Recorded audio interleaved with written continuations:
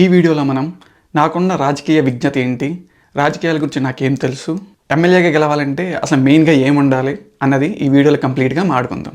Hello YouTube, అందరూ ఎలా ఉన్నారు? నా పేరు Shiva and welcome to my channel Shiva free spirit.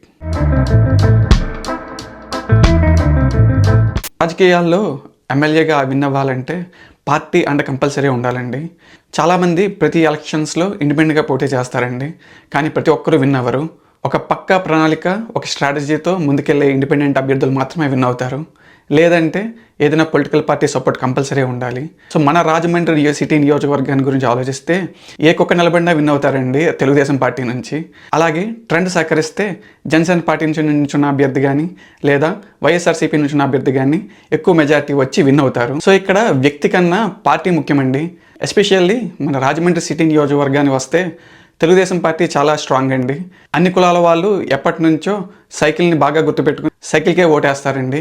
అది వేలికి సిరా అంటించుకొని మన పార్టీ మీద మన ఓటు గుద్దేనప్పటి నుంచి ఇప్పటి ఈవీఎం మిషన్ మీద బటన్ నొక్కేంత వరకు అదే జరుగుతుందండి. దానికి మెయిన్ రీజన్ ఆ పార్టీని స్థాపించిన ఎన్టీఆర్ గారి వల్ల. ఎందుకంటే ఏదైనా నాయకుడు చెరిపేయలేని ముద్ర వేసినప్పుడు ఆ నాయకుడిని, ఆ పార్టీని, ఆ పార్టీ సింబల్ని ఎంతో కాలం మనుషులు గుర్తుపెట్టుకుంటారు.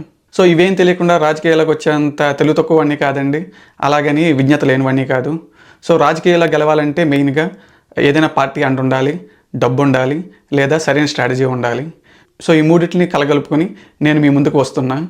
2029లో రాజమండ్రి సిటీ నియోజకవర్గం నుంచి ఎమ్మెల్యేగా పోటీ చేయబోతున్నా. అది ఇండిపెండెంట్గానా లేదా ఏదైనా పార్టీ నా ఆలోచనలు ఇచ్చి నా వరకు నాకు బీఫామ్ ఇచ్చి ఆ పార్టీ తరఫున పోటీ చేయమంటారు అన్నది వచ్చే రోజుల్లో మాట్లాడుకుందామండి.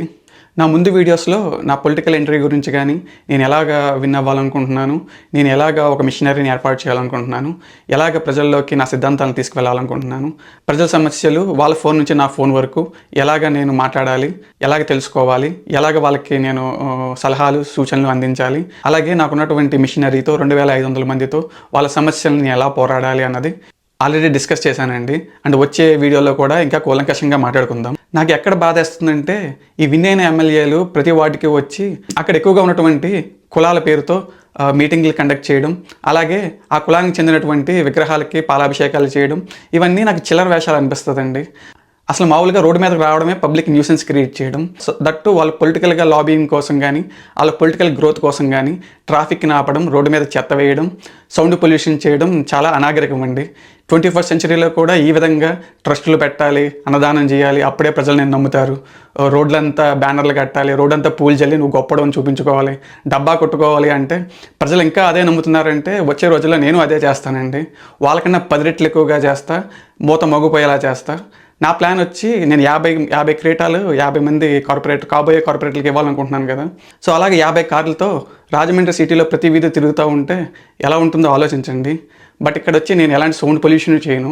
సో నేను చేసేది ఏంటంటే కార్కి ఎల్ఈడి లైట్స్ పెట్టి ఎఫ్ఎం ద్వారా మీరు నా మాటలు వినాలంటే మీ ఫోన్లో మీరు ఎఫ్ఎంలో మీరు ఒక ఛానల్ని ట్యూన్ చేసుకున్నట్లయితేనే నా వాయిస్ వినగలరు.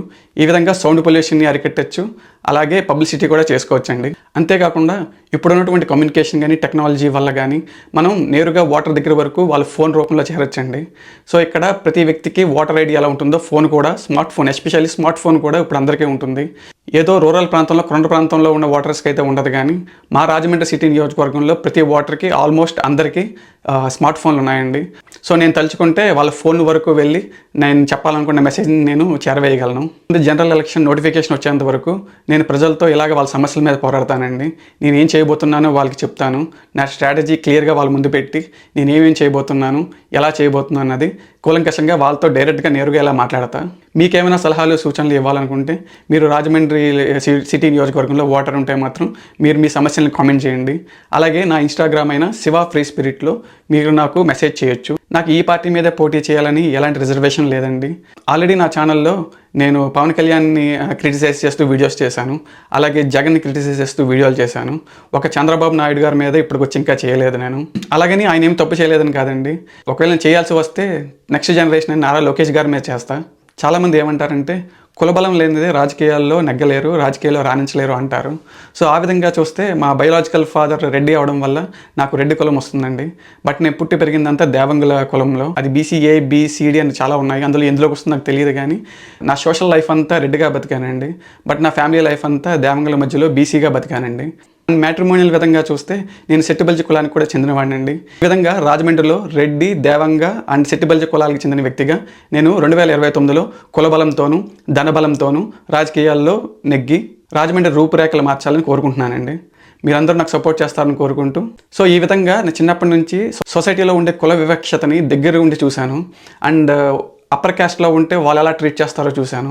అలాగే తక్కువ కులంలో ఉంటే వాళ్ళు ఎలా ట్రీట్ చేస్తారో రెండింటికి డిఫరెంట్ నేను క్లియర్గా చూశానండి. అలాగే చదువుకొని నేను పై స్థాయికి రావడం వల్ల పేదరికంలో ఎలా ఉంటామో నాకు తెలుసు, అలాగే రిచ్ లైఫ్ ఎలా ఉంటుందో కూడా నాకు తెలుసు. సో ఈ ఎక్స్పీరియన్స్తోనే నేను రాజకీయాల్లోకి రావాలనుకుంటున్నానండి. సో నన్ను సపోర్ట్ చేస్తారని ఆశిస్తూ ఈ వీడియోని ఇంతటితో ముగిస్తానండి. ఈ వీడియోకి మరింత అండి. వచ్చే వీడియోలో మరో విషయంతో మళ్ళీ కలుద్దాం. Thank you so much for watching. I will see you all in the next video.